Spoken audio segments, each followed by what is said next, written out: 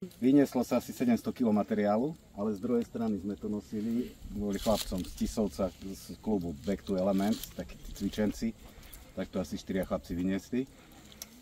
A tak, no začali sme v tom minulom roku, museli sme trošku čakať, kým nám dohniezdi aj vtáčiky tu a začali sme vlastne teraz, urobilo sa to asi za týždeň, osadilo sa asi 66 stupačiek, okolo 10 tyčí a neviem koľko metrov vlastne istiaceho lana. Ja teším sa, no, tak to je asi všetko. Ďakujem pekne. Tak poďme na to. 3. Raz, 2, 3.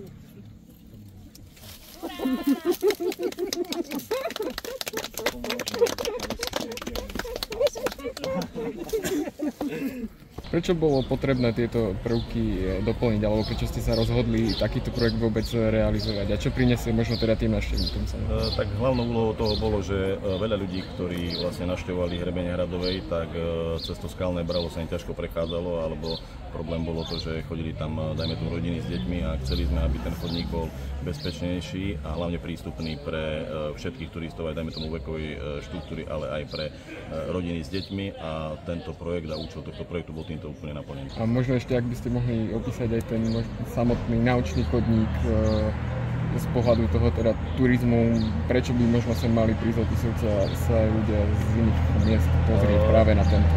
Tak Tisovec je jednou zo vstupných brán do Národného parku Muránska planina a Hradová je dominantou Tisovca a samotný chodník aj vybudovanie naučného chodníka, ktorý aj je, sú tam existujúce tabule a vlastne chceli by sme to vlastne teraz inovovať a už máme aj nejaké spracované prvé návrhy.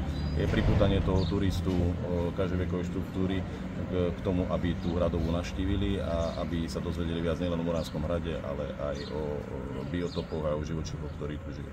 Takže čo sa týka tohto rozvojového zámera, tým pádom, že to nie je klasická ferata, kde by bolo potrebné, aby boli feratové sety a zase v tejto našej lokalite, v tomto regióne zase si musíme povedať aj tento fakt, že naozaj tu nie je také množstvo turistov, aby sa práve táto ferátka stala nejakým spôsobom nejakou mainstreamovou trasou, kde by naozaj boli aj nejaké určité negatívne dôsledky rozvoja toho cestovného ruchu, takže my vítame takúto aktivitu, najmä kvôli zvýšeniu bezpečnosti turistov, pretože v minulosti sa na tomto hrebení nachádzalo pár zabezpečovacích pomôcok, avšak tieto zabezpečovacie pomôcky už rokmi postupne skrzaveli a neboli použiteľné pre týchto turistov, takže my tým pádom, že našou hlavnou ideou je rozvíjať ten udržateľný cestovný ruch, aby návštevníci neprúdili len na známe miesta, ako je Sislovisko alebo Muránsky hrad, ale chceme ich